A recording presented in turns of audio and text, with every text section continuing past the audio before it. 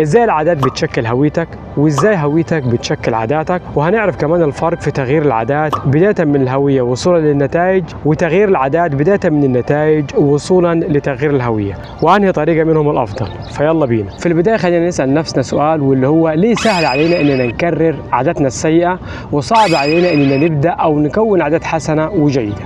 والإجابة هي إنه دائما بيكون من الصعب على النفس إنها تحافظ على استمرارية العادات الحسنة لأكثر من يوم، حتى رغم اجتهادك وتحفيزك لنفسك أو تحفيز اللي حواليك ليك. فمثلا عادة زي انك تروح الجيم او انك تدون يومياتك، فالعادات دي ممكن انها تكون معقولة لو مارستها لمدة يوم، يومين، اسبوع او حتى شهر، ولكن بعد فترة اللي في العادة ما بتكونش طويلة بتتحول لعبء ثقيل عليك. والكلام ده بينطبق على العادات السيئة لما تترسخ وتكون عادة من العادات اللي ترسخت عندك، وبالتالي بيكون من الصعب عليك انك تقلع عنها او حتى انك تغيرها.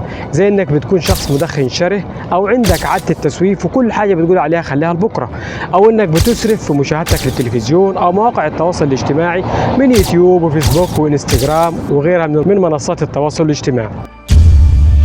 وسواء كانت العادات اللي انت عايز تكونها حسنة او عادة سيئة وعايز تتخلص منها، خلينا اقول لك ان اللي بيوقفك عن التغيير هنا سببين.